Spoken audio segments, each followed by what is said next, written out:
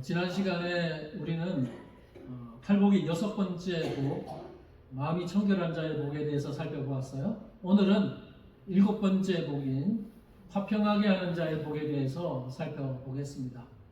예수님께서 말씀하셨습니다. 화평하게 하는 자는 복이 있나니 그들이 하나님의 아들이라 일컬음을 받을 것이며, 우리가 여러분 오늘 이 본문을 이해하려면 화평하게 하는 자가 누구이고 또 그의 복으로 주어지는 하나님의 아들이라 일컬음을 받는 것이 무엇인지를 우리가 좀 하나씩 좀 살펴볼 필요가 있습니다. 차례대로 한번 보겠습니다. 먼저 화평하게 하는 자에 대해서 한번 생각해 보겠습니다. 여기 화평하게 하는 자라는 헬라어 단어는 기억 안 하셔도 되지만 굉장히 깁니다. 저도 기억 못합니다. 에이레노 포이오이, 굉장히 긴 단어인데 이 단어가 두 개의 단어가 합쳐진 합성어예요.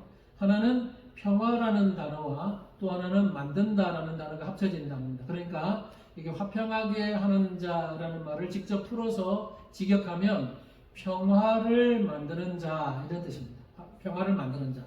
그러니까 우리가 영어 단어에서 주로 사용하는 피스메이커라고 하는 그 단어가 바로 오늘 화평하게 하는 자에 해당한다고 할 수 있습니다. 그런데 오늘 예수님이 말씀하시는 이 화평하게 하는 자의 의미는 일반적으로 피스메이커보다 훨씬 더 깊은 의미를 가집니다. 평화를 만들기 위해서 끊임없이 노력하는 사람이라는 그 깊은 의미가 들어있어요. 그래서 이 화평하게 하는 자에 대해서 조금만 더 자세히 좀 살펴보도록 하겠습니다.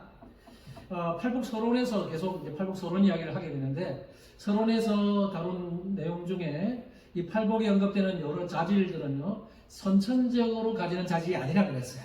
여기 화평도 마찬가지입니다. 여기에 오늘 본문에 언급되는 화평도 선천적으로 태어날 때부터 가지고 태어나는 어떤 그런 기질이 아니에요. 그러니까 우리 중에는 선천적으로 그냥 마음이 좋고 또 전쟁과 싸움을 싫어하고 또 타협과 화해를 잘하는 이제 이런 사람들이 있습니다. 그러나 오늘 예수님이 말씀하시는 화평하게 하는 자는 그런 우리가 선천적으로 가지고 태어나는 그런 자질이 아니라는 것입니다. 자, 그러면 화평하게 하는 사람은 도대체 어떤 사람일까요? 이 사람은 앞서 언급한 것처럼 능동적이고 적극적으로 평화를 만들어내는 사람이 바로 여기 화평하게 하는 자입니다. 전쟁으로 예를 들어보면 이처럼 전쟁 중에 한참 전쟁을 해요. 그러면 그냥 우리 싸우지 말자, 잠시 휴전하자. 그래서 전쟁을 잠시 중단하고 휴전 상태를 유지하는 것으로 만족하지 않습니다. 화평하게 하는 자는. 지금 우리 고국인 대한민국, 한국은 지금 휴전 상황 속에 있어요. 아시죠? 휴전 상황 속에 있습니다. 그러니까 완전히 종전이 아니에요. 휴전 상황에 있기 때문에 엄밀히 말하면 휴전 상태는 참 평화가 아니에요. 왜냐하면 언제 또다시 전쟁이 일어날지 모르고 잠시 전쟁을 멈추어 놓은 상황이기 때문에 그렇습니다. 여기서 화평하게 하는 자라는 말 속에는 이 전쟁을 예를 들면 그냥 잠시 휴전 상태로서 만족하지 않고 전쟁이 완전히 끝날 때까지 적극적으로 평화를 만들려고 노력하는 사람이 바로 화평하게 하는 사람이라고 할 수 있습니다. 그러니까 화평하게 하는 사람은 사람과 사람 사이에, 그리고 집단과 집단 사이에, 국가와 국가 사이에서 평화가 필요하다는 것을 적극적으로 보는 사람이에요. 그리고 그 평화를 위해서 힘쓰고 노력하는 사람입니다. 그리고 궁극적으로는요, 하나님과 사람 사이에 평화가 필요하고 화평이 필요한 것을 알고 하나님과 사람 사이에 화평을 이루기 위해서 힘쓰는 사람, 이런 사람이 바로 화평하게 하는 자라는 것입니다. 성경에서 화평하게 하는 자의 모습을 보여주는 사람이 많이 있겠지만 그 중에서 가장 대표적인 분이 있다면 바로 우리 주님 예수 그리스도이십니다. 이사야서 9장 6절 말씀은요, 예수님이 태어나실 것을 예언하는 내용인데, 이사야 9장 6절, 이사야가 예언한 예수님의 탄생에 대한 말씀은 이렇게 말씀합니다. 이는 한 아기가 우리에게 낳고 한 아들을 우리에게 주신 바 되었는데 그의 어깨에는 정사를 메었고 그의 이름은 기묘자라 모사라 전능하신 하나님이라 영존하시는 아버지라 평강의 왕이라 할 것입니다. 여러분, 장차 태어나실 우리 그리스도에 대한 이름이 참 다양하게 언급이 되는데 오늘 본문과 관련된 이름을 말하러 가면 바로 마지막에 있는 평강의 왕입니다. 그렇습니다. 예수님은 죄로 물들었고 하나님과 원수 관계가 되어 있는 이 세상에 평강의 왕, 곧 평화의 왕으로 오셨습니다. 있습니까? 네. 오늘 본문의 표현을 빌리자면 예수님은 화평하게 하는 왕으로 오신 것입니다.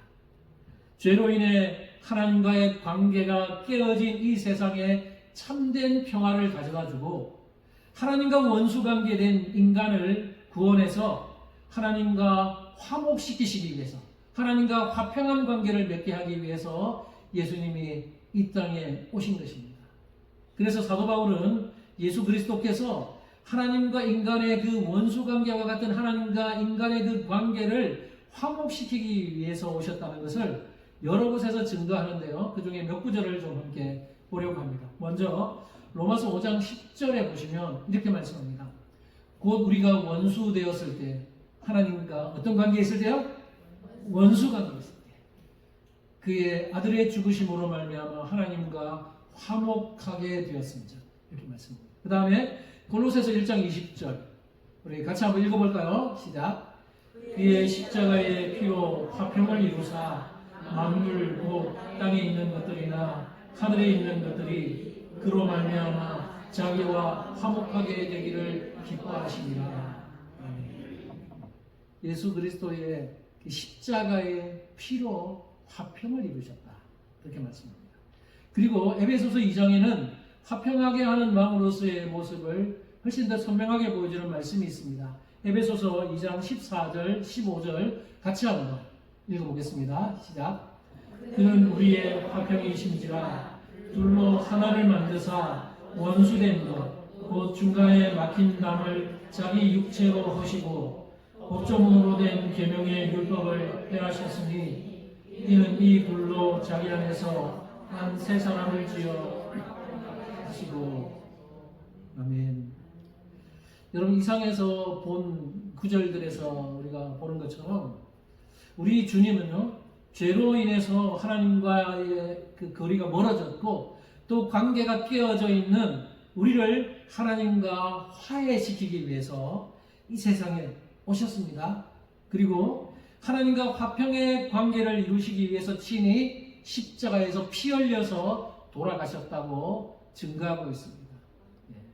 여러분, 예수님은 사실 그럴 필요가 없는 분이세요. 예수님은 죄가 없는 분이셨고 예수님은 이미 하나님과 화목한 관계에 계시는 분이셨어요. 그렇기 때문에 예수님은 굳이 그렇게 할 필요가 없었는데 예수님이 굳이 그렇게 하신 이유가 있다면 바로 저와 여러분들 때문이에요. 저와 여러분들을 하나님과 화목시키시기 위해서 관계가 깨어져 있고 죄로 말미암아 관계가 깨어져 있고 바울에 의하면 마치 원수 관계와 같은 그런 관계에 있던 우리를 하나님과 화평하게 화목시키시기 위해서 이 세상에 오셔서 십자가에서 피 흘려 돌아가셨다는 것입니다. 사랑하는 성도 여러분, 여러분은 어떠세요? 여러분은 화평하게 하는 자들입니까? 자신 있게 우리 주님처럼 깨어진 관계를 회복하고 화평을 이루는 삶을 살기 위해서 힘쓰고 노력하고 계십니까? 그렇게 살아가야 합니다. 이 시간 스스로를 잘 돌아보시기를 바라고 이것에 대한 적용은 잠시 후에 좀 뒤에 다시 한번 나누도록 하겠습니다. 자, 두 번째로는 화평하게 하는 자에게 주어지는 복입니다. 어떤 복을 주신다고 그랬어요? 화평하게 하는 자는 복이 있나니 그들이 하나님의 아들이라 일컬음을 받을 것입니다. 그러니까 화평하게 하는 자에게는 하나님의 아들이라고 일컬어지는 복을 주시겠다고 말씀합니다. D.A. 칼슨이라고 하는 분을 제가 적용하게 되는데, 인용하게 되는데, D.A. 칼슨은 훌륭한 신학자인데 이 구절을 주의하면서요, 아들이라는 말에 주목을 합니다. 그러니까 이분의 이제 책을 읽어보면 이렇게 이야기해요. 화평하게 하는 자는 복이 있나니 하나님의 자녀라 일컬음을 받을 것이며 이렇게 해도 되는데 왜 하나님의 아들이라 일컬음을 딸이라 안 해서 기분 나빠하지 마십시오, 여자분들. 자녀라고 안 하고 왜 아들이라고 굳이 했을까라고 말하면서 그 이유가 있다고 말합니다. 왜냐하면 이 아들이라는 그 단어 속에 들어있는 독특한 의미가 함축되어 있기 때문이에요. 그래서 유대인들의 사고방식에서요, 아들 하면 그냥 우리가 생각하는 단순한 아들이 아니라 이 아들 하면 누구의 속성을 가진 자라는 뜻이 그 안에 들어있다고 합니다. 그러니까 하나님의 아들 하면 뭐예요? 하나님의 속성을 가진 자라는 뜻이 그 안에 있다는 거예요. 그래서 하나님의 아들이라는 말을 예수님이 사용하셨다고 이야기하는 겁니다. 카스는 이것을 설명하기 위해서 한 가지 예를 듭니다. 이렇게 예를 들고 있어요. 만일 누군가 당신을 향해서 son of dogs, 개 땡땡, son of dog 이렇게 말을 한다면 이것은 당신의 부모에 대한 욕이 아니라 당신에 대한 욕이다. 즉 당신은 개의 속성을 가지고 있다는 말이다 라고 말합니다. 이거 제 말이 아니라 뒤에 칼슨이 하는 말이에요. 여러분, 이 칼슨이 하는 말이 무슨 의미인지 좀 이해가 되시나요? 만일 누군가 나에게, 여러분에게 이 개땡땡, 제가 감동해서 심한 말을 못하고 개땡땡 써놓고 이런 말을 했으면 그거는요, 개의 아들, 그러니까 그러면 내 부모가 개란 얘기, 우리 부모를 욕하는 건가, 이런 얘기가 아니라는 거야. 그 사람, 그 당사자를 욕하는 거야. 그 당사자가 바로 개와 같은 속성을 가지고 있는 것을 비방하면서 욕하는 것이 바로 개땡땡이라는 그 아들이라는 말 안에 있다는 거죠. 그러니까 그 속성이.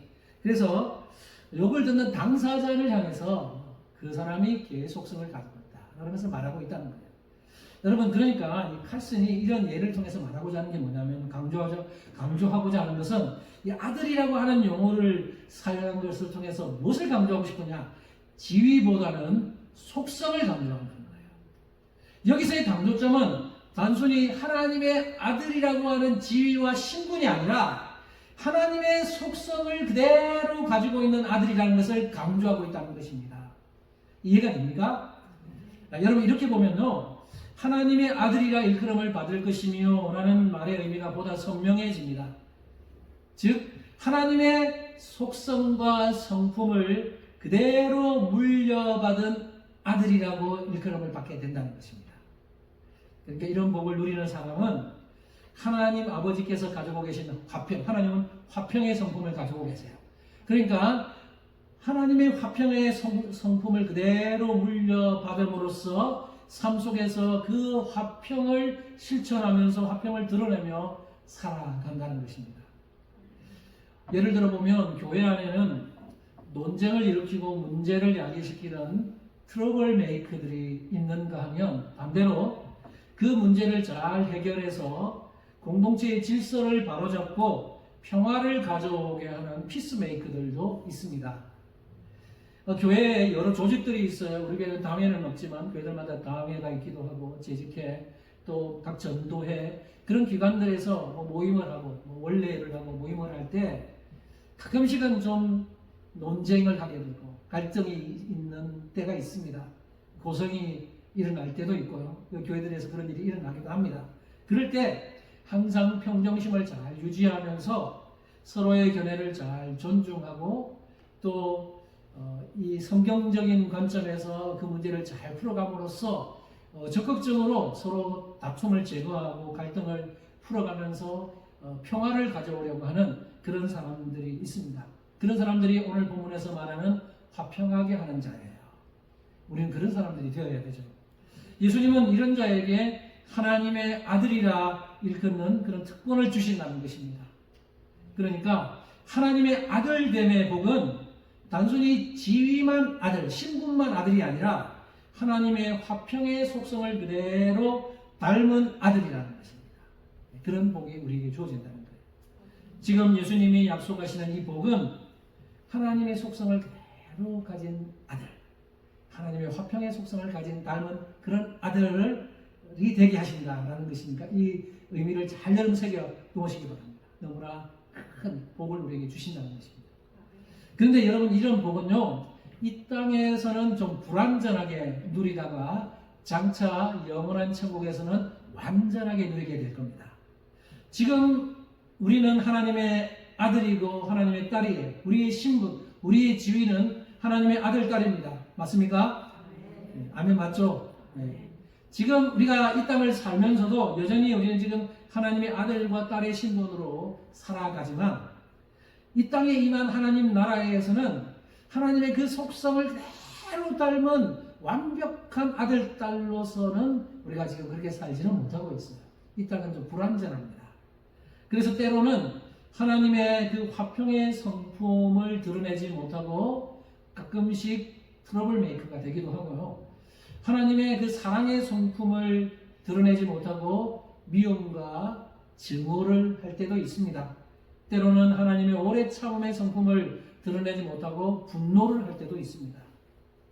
그러나 이 땅에서는 우리가 불완전해서 여전히 우리는 하나님의 자녀고 하나님의 아들, 딸임에도 불구하고 이 땅에서는 좀 불완전하지만 장차 하나님의 나라가 완성되면 그 복, 우리가 하나님의 아들로서 딸로서 누리는 이 복, 그러니까 하나님의 성품을 온전히 그대로 닮은 이 복을 장차 하나님 완성된 나라에서 누리게 될 것입니다. 지금은 하나님의 성품을 불완전하게 드러내는 아들, 딸들이지만 장차 완전하게 드러내는 아들, 딸로 영원한 하나님 나라에서 살게 될 때를 여러분 소망하시면서 살아가시기 바랍니다. 그때에는 사랑과 오래 참음과 화평과 그 성령의 여러 가지 열매들 그 외에도 많은 그 하나님의 성품들을 우리가 그대로 가진 채 하나님의 아들로 영원토록 살게 될 것입니다. 자, 이제 여러분 이제 이 말씀을 오늘 우리에게 한번 적용해 보겠습니다. 여러분께 다시 한번 질문해 보겠습니다. 여러분은 화평하게 하는 자입니까? 네. 또 질문한다 그러면 소리가 살짝 작아져요. 여러분은 피스메이커입니까? 네. 주변에서 사람들이 참 당신은 참 화평을 잘 이루는 피스메이커 이런 말을 듣고 사십니까? 아니면 트러블 메이커처럼 문제를 야기시키는 그런 분은 없겠죠. 예. 여러분 우리는요 트러블 메이커가 되면 안 되고 피스 메이커가 되어야 합니다. 예. 그러면 어떻게 하면 실제로 이런 피스 메이커, 화평하게 하는 자가 될 수 있을까요? 저는 성경적인 두 가지 원리 많이 있겠지만 성경적인 원리를 따서 두 가지 원리를 우리에게 적용하면서 여러분에게 말씀드리고자 합니다. 첫 번째는 듣기는 속히 하고 말하기는 더디하라는 것입니다. 그런 훈련을 우리는 해야 합니다. 성경 말씀 볼까요? 야고보서 1장 19절에서 이렇게 말씀해요. 내 사랑하는 형제들아 너희가 알지니 사람마다 듣기는 속히 하고 말하기는 더디하며 성내기도 더디하라. 이 말씀처럼 우리가 화평하게 하는 자가 되기 위해서는 그 방법 중에 좋은 방법이 바로 이 말의 훈련, 말을 아끼는 법을 배우는 그 훈련을 우리가 해야 됩니다. 듣는 것은 속히 하십시오. 누군가 말하면 듣기는 잘 들어줘야 됩니다. 그러나 말하는 것은 조심하고 아껴야 됩니다. 더디게 하는 겁니다. 말할 때 두 번, 세 번 생각해보고 이 말이 지혜로운 말인가 생각해보고 말을 내뱉으라는 거예요. 우리가 이 혀를 제어할 수만 있다면요 우리가 속한 공동체에서 불안은 훨씬 줄어들 거고 평화가 많아질 겁니다. 제가 한국에서 담임 목회를 할 때 부임하고 나서 성도들 앞에서 교회 앞에서 성도들과 함께 외쳤던 구호가 있습니다. 그래서 자주 외쳤어요. 같이 외치자고 했었는데 그게 뭐냐면 입 다물고 기도하자. 이걸 자주 외쳤어요. 입 다물고 기도하자. 입 다물고 기도하자. 네. 이건 제가 만들어낸 구호는 아니고요. 제가 수영노교에서 사역할 때 지금 돌아가셨던 정필도 목사님이 이걸 적용하면서 그 교회에 정적화시켰던 거예요. 그래서 교회가 사람들이 조금씩 늘어나다 보면 자꾸만 말이 나오게 되니까 그럼 시끄러워지고 그러면 혼란하게 되고 교회는 어지러워지고 교회가 깨어지고 그 사람들 사이의 관계가 멀어지고 이런 일이 일어나니까 정필도 목사님 지혜 높게 이걸 성도들 앞에 이제 외친 거예요. 입 다물고 기도하자. 그래서 제가 부목사로 그 교회에서 사역하는 동안에 이미 성도들이 알고 있어요. 입 다물고 기도하자. 이게 원래 훈련을 대하니까. 그래서 뭐 하면 딱 기도하세요. 이게 훈련이 되는 겁니다. 여러분, 제가 그래서 담임 목회를 갔을 때 그곳에서도 이 구호를 외쳤어요. 왜냐하면 굉장히 문제가 있었던 교회였고 또 성도들이 참 말을 많이 내는 그런 성향이 많았기 때문에 제가 그것을 적용했던 적이 있습니다. 이렇게 이런 구호가 생겨난 게 뭐예요? 교회에서 발생하는 대부분의 문제들의 원인은 바로 말 때문에 생깁니다. 입을 통제하지 못하고 함부로 말을 하는 것 때문에 그런 일들이 일어나서 평화가 없어집니다. 교회에 평화가 없고 분란만 일어나고 그렇게 되는 것입니다. 실제로 사람들은 좋은 말을 하기보다는 부정적인 말을 하는 것을 더 쾌락을 느끼는 것 같아요. 그래서 안 되는데. 그리고 부정적인 말을 들으면요, 그냥 그걸 속에 담아두고 아니면 입을 꼭 닫고 있어야 되는데 자꾸만 다른데 말하고 싶어서 입이 간질간질 거리는 것이 이 사람의 악한 본성에서 나오는 그런 본성이 있어요. 그래서 막 말하고 막 듣고 나면 막 말하고 싶어요. 그래서 어떻게 합니까? 이게 참 문제인데 자기가 아는 사람을 찾아가서 이건 비밀인데 이러면서 말을 해요. 자, 그러면 그 말을 들은 사람은 그 비밀이 됩니까? 그 말을 들은 사람은 또 입이 간절해서 또 다른 사람한테 이건 비밀인데 하면서 또 말을 해요. 자, 그러면 더 이상 그건 비밀이 되지 않는 겁니다. 그런데 여러분, 근데 이렇게 이야기를 해놓으면 별거 아닐 것 같지만 그에 따르면 결과는 너무나 심각합니다. 나는 대수롭지 않게 그냥 살짝 흘린 말인데 전달되는 과정에서 자꾸만 부풀려지고 잘못된 전달을 해서 없는 말이 만들어지는 거예요. 나는 어떤 사람에게 그 사람 그랬는지 몰라 이렇게 말했는데 그 말이 그랬대 이렇게 전달되는 겁니다. 그러다 보니까 눈덩이처럼 막 말이 이렇게 커지고 나중에 엉뚱한 말로 딱 끼어버리는 거예요. 처음에는 A가 B를 한 대 때렸대. 그렇게 전했는데 나중에 한 몇 달이 덜 치면 A가 B를 죽였대. 이렇게 가는 겁니다. 이게 굉장히 심각한 거죠. 여러분, 이건요 하나님 앞에서 심각한 죄를 범하는 거예요. 누군가의 허물을 덮어주지 못하고 들추어내는 것도 죄이지만 사실 확인을 하지도 않고 짐작만으로 사실인 것처럼 말하는 것도 죄예요. 그리고 100을 1000으로 부풀려서 말하는 것도 죄가 되는 겁니다. 여러분, 정말 이런 것들은 하나님께서 미워하시는 죄예요. 저는 사역하는 동안에요, 이처럼 말 때문에 사람들에게 상처를 주고 사람들을 불화하게 만들고 그래서 관계를 깨뜨려놓고 교회를 떠나게 만드는 그런 것을 여러 번 경험하면서 이 말이 얼마나 중요한지를 보게 됩니다. 이것은 화평하는 자의 모습이 아니고 불화하는 자의 모습이에요. 잠언 17장 9절 말씀, 잠언 기자가 하는 말을 같이 한번 읽어보겠습니다. 같이 한번 읽어봅시다. 시작. 허물을 덮어주는 자는 사랑을 구하는다. 그것을 치는 것을 이간하는 자니라. 여러분처럼 허물을 덮어주는 것이 우리 그리스도인들에게 주어진 우리가 해야 되는 일이에요. 그러나 허물을 자꾸 거듭해서 말하고 또 말하고 또 말하는 것은 이간하는 것이라고 합니다.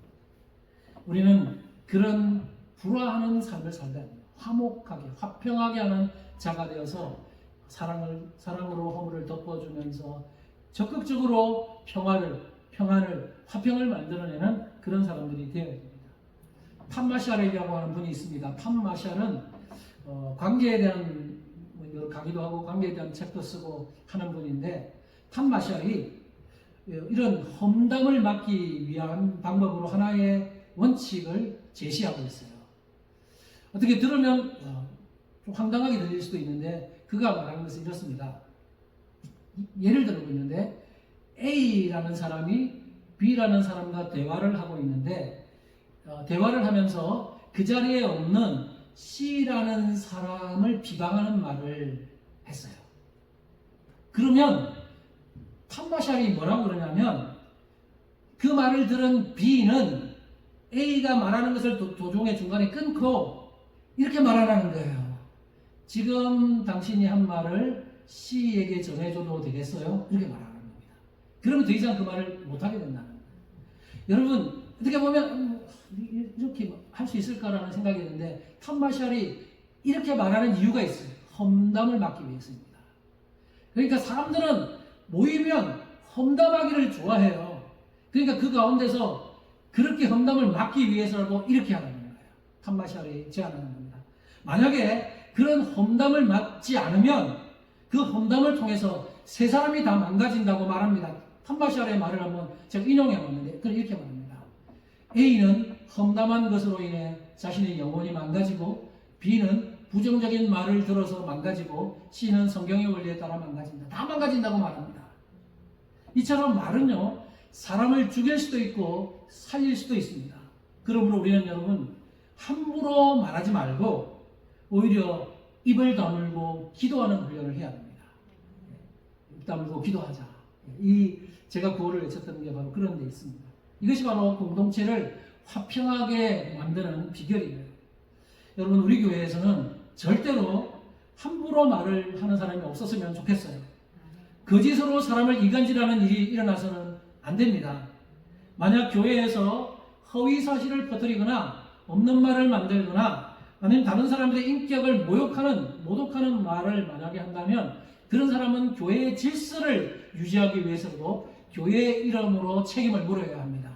그리고 그 책임을 다하도록 해야 합니다. 이게 교회의 질서를 유지하는 방법이에요. 그렇지 않으면 교회가 분열되고 평화가 없고 화평이 이루어지지 않고 계속해서 시끄러운 일만 일어날 수밖에 없기 때문이에요. 그래서 저는 우리 캐롤라이나 교회에서는 절대로 이런 일이 일어나지 않고 오히려 평화를 만들어내고 화평을 이루는 그런 모든 성도님들 되기를 바랍니다. 자, 두 번째 또 다른 하나의 원리는 선으로 악을 물리치는 훈련을 해야 합니다. 우리 로마서 12장 바울이 말하는 아주 중요한 말씀인데 한번 유명한 말씀 같이 읽어보시죠. 12장 20절 21절 시작. 내 원수가 줄이거든 먹이고 목마르거든 마시게 하라. 그리함으로 내가 숯불을 그 머리에 쌓아 놓으리라. 악에게 지지 말고 선으로 악을 이기라. 악에게 지지 말고 선으로 악을 이기라. 이 너무나 우리가 많이 들어봤던 유명한 말씀이에요. 그 앞에 너의 원수가 줄이거든 먹이고 목마르거든 마시게 하라. 이게 여러분 우리가 그리스도인이라도 사실 이렇게 하는 게 쉽지 않잖아요. 솔직히 왜 웃으시는지 모르겠는데 우리의 원수가 줄이고 목말라요? 그러면 보통 어때? 속 시원하다. 에이 꽃이다. 속 시원하다. 이게 일반적인 인간의 그 본성에서 나오는 반응인데 그렇게까지는 안 해도 그래도 상대방 원수를 향해서 줄이고 있는데 먹을 것을 주고 마실 것을 주고 여기까지는 안 하더라도 그래도 속에 그렇게 하고 있잖아요. 근데 성경은 이렇게 안 해요. 여러분 이게 성경이 요구하는 겁니다. 참 어렵죠. 우리 그리스도인들도 이렇게 살기가 쉽지 않아요. 어떤 사람은 자꾸만 제가 팔복 서론 때도 그렇지만 예수님이 말씀하신 이 산상수호는 이상적인 말씀이에요. 예수님이 말씀하신 이 말씀은 우리가 지킬 수 없는 말씀을 주신 거예요. 자꾸만 이상적인 말씀으로만 치부하는데 아니에요. 예수님이 이상적인 말씀만 주려고 하면 안 하죠. 이렇게 그런 말씀을 이상적으로 주신 것이 아니에요. 보통 너무나 우리가 생각할 때 수준은 높아요. 그죠? 도덕적인 기준은 높지만 이런 말씀을 주신 데에는 우리가 이 말씀을 지킬 수 있기 때문에 주는 거예요. 그렇죠? 하나님의 사랑을 입지 못한 세상 사람들은 지킬 수 없을지 모르지만 하나님의 사랑을 받은 우리 그리스도인들, 하나님의 자녀들은 이런 뜻대로 살 수 있기 때문에 우리에게 이 말씀을 주시면서 너무나 부담스럽지만 이렇게 살라고 우리에게 말씀하시는 것입니다.